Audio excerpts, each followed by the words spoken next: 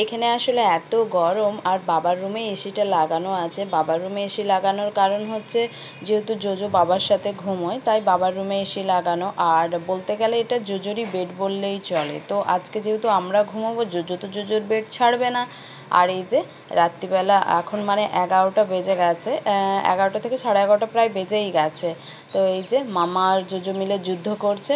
তো জোজোও নামবে না আর মামাও সরবে না, আর আমরা তো এখানেই ঘুমোবো।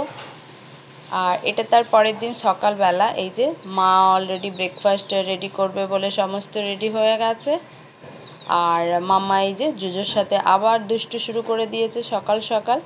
আর আমরাও জানতাম না, মা আসলে আমার দিদার বাৎসরিক আছে, তো মাও চলে যাবে সেখানে। গুড মর্নিং গাইস, মাস ব্লগে তোমাদের সবাইকে ওয়েলকাম। আশা করছি তোমরা সবাই ভালো আছো, আমরা খুব খুব ভালো আছি।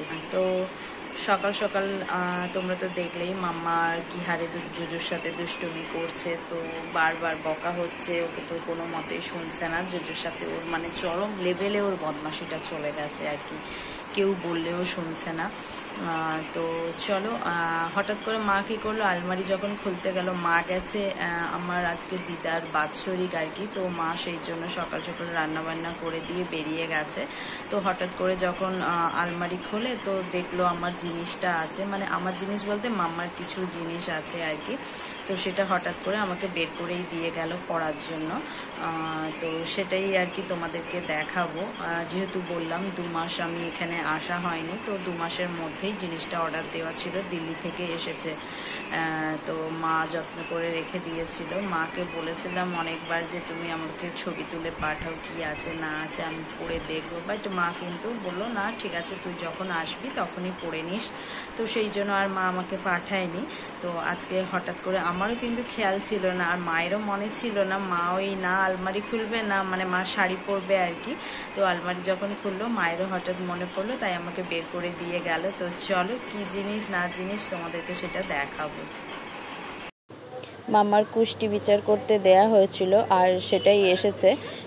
বললাম যেটা অনেক আগেই এসেছে, কিন্তু এই যে আমরা আসিনি বলে তাই আর দেখা হয়নি, নেওয়াও হয়নি। তাই এই যে এলাম, মা যেহেতু যাচ্ছিল তাই এটা বের করে দিয়ে গেল আমাকে পড়ার জন্য। তো এখন তো টাইম সেভাবে নেই, তো পড়তে পারবো না, যেহেতু মামাকে ঘুম পাড়াবো, খাওয়ানো আছে। তো সেই ওয়াইজ এখন হবে না, দেখা যাক কখন পড়া যায় আর কি বোঝা যায়। আর সেভাবে তো বিশ্বাস করি না, তবে কি হয় বলো তো, একটা মেয়ের কিছুই করে রাখবো না, তো সেই জন্যই আর কি করে রাখলাম। দেখা যাক কি আছে না আছে, পরে তোমাদেরকে বলবো। আর এখানে তো অনেক রকম গ্রহরত্নের কথা এখানে লিখেছে। এই বয়সে তো বাচ্চাদের আর এইসব দেওয়া যায় না। তো ওটা দেখো, ওনারা লিখেছেন আমাদেরকে যে দিতে হবে না হবে, ওনারা তো আর প্রেশার ক্রিয়েট করছে না। তো সেই ওয়াইজ যা আছে আছে, পরে বড় হলে দেখা যাবে কি করা যায় না করা যায়। তো দেখা যাক, পরে কোনো দিন টাইম পেলে তোমাদের বলবো কুষ্টিতে কি আছে না আছে।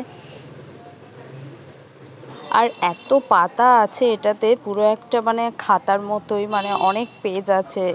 জানি না কত টাইম লাগবে, আর পুরোটাই হিন্দিতে লেখা। সবটা আবার আমরা তো বুঝতে পারবো না, হয়তো অন্য কাউকে দেখিয়ে পড়াতে হবে। যেটুকু আমরা পড়তে পারবো, যেটুকু হিন্দিতে লেখা আছে, হয়তো অতটাই আমরা পড়তে পারবো। আর বাদ বাকি যেগুলো ছক করা আছে, এগুলো তো আর আমাদের বোঝা সম্ভব না। তো দেখা যাক কতটা কি করতে পারে। অনেকের মনে কোশ্চেন জাগতেই পারে যে দিদি, আশেপাশে তো অনেক অ্যাস্ট্রোলজার আছে, তাহলে কেন এত দূর থেকে অ্যাস্ট্রোলজারের থেকে কুষ্টি বানানো হলো? তো এত দূর থেকে বানানো হলো বলতে, আমার দিদি যখন একটু প্রবলেম হয়েছিল, তো সেই সময় দিদিরও কিছু কুষ্টি বলো প্লাস কয়েকটা স্টোনের ব্যাপার ছিল, তো ওখান থেকেই নেওয়া হয়েছিল। তো উনি যা যা বলেছিল দিদিকে, সবটাই দিদির মনে হয়েছিল দিদির লেগেছিল।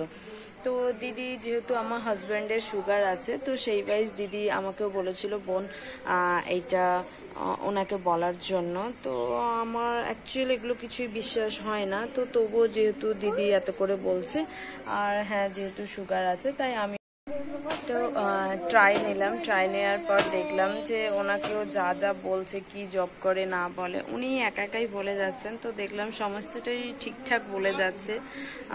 তো একটু মনে বিশ্বাস হলো।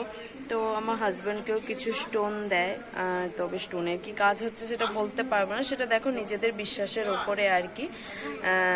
তো তারপরেই মনে হলো যে নিজেদের কুষ্টি থাক না থাক, তবে ওর পাপারও কুষ্টি আছে, তবে আমার ওইসব কিছু বিশ্বাস হয় না বলে আমি কোনোদিন বানানোর চেষ্টা করিনি। তো এইবার যেহেতু মাম্মার সময় এসেছে, তো ভাবলাম যে নিজে বিশ্বাস করার উপর না করার উপর কি যায় আসে, তো মাম্মারটা বানিয়েই রাখি, কখনো যদি প্রয়োজন হয়। তো সেই ওয়াইজ ওনার থেকেই মাম্মারটা বানানো আর কি। তো চলো, তোমাদের আজকের ভিডিওটা কেমন লাগলো প্লিজ জানিও। নেক্সট তোমাদের জন্য আরও কিছু ভিডিও আসতে চলেছে, ভালো লাগলে প্লিজ লাইক শেয়ার কমেন্ট করো।